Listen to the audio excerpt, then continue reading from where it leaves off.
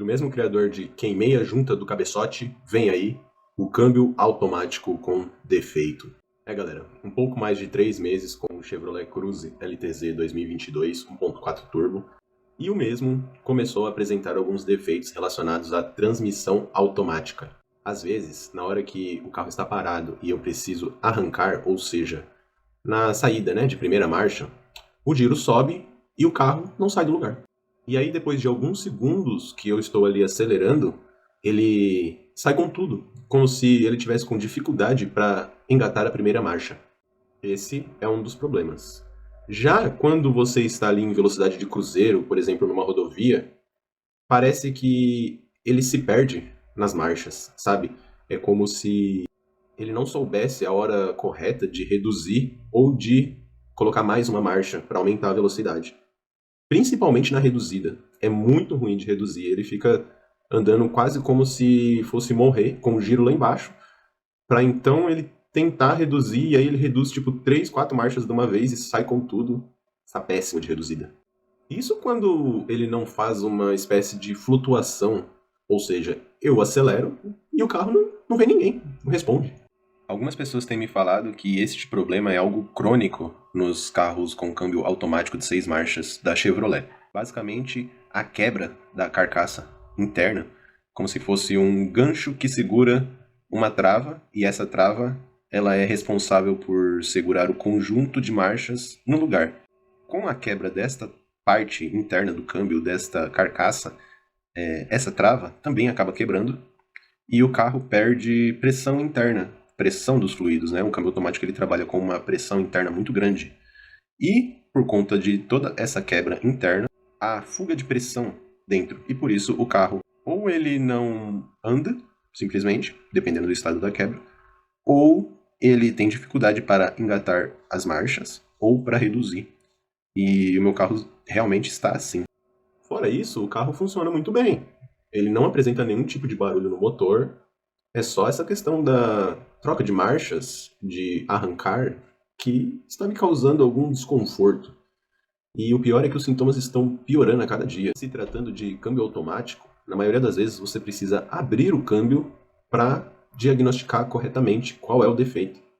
E se o mecânico desmonta tudo o carro ali na parte da transmissão e depois ele te passa um orçamento absurdo e você não tem como arcar com o prejuízo? Você vai fazer o quê? Vai botar o câmbio no porta-malas e levar para casa?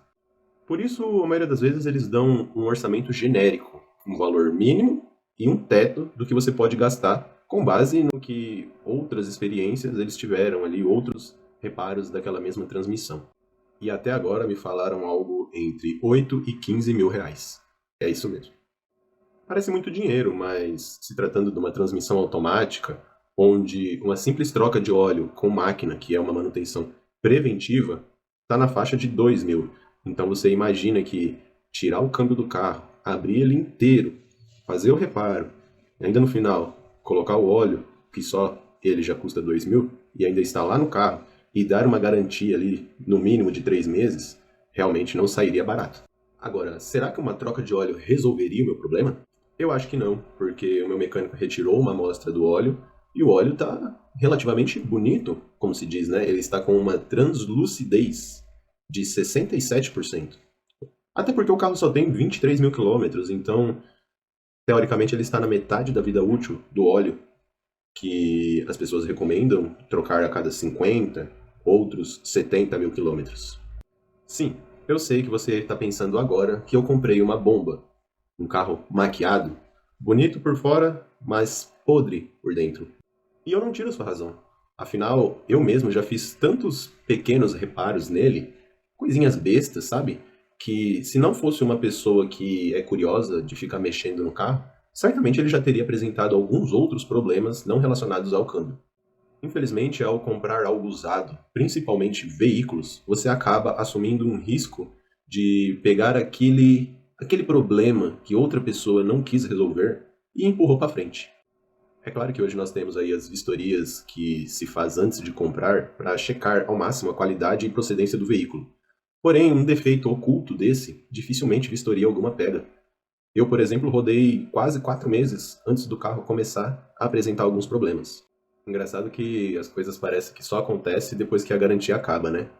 Até parece que aquele carro tão bonito que eu vi na loja não foi maquiado para que ele durasse pelo menos ali o tempo da garantia e depois o dono que se lasque. Mas se até mesmo um carro novo, 0 km, dá problema, imagine um usado.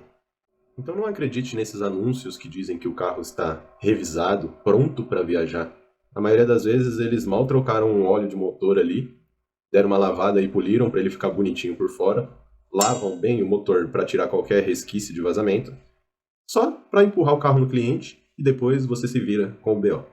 Agora a questão que fica, será que esse carro já tinha um problema antes de eu comprar e ele foi maquiado só para passar o tempo da garantia e agora o problema começou a aparecer?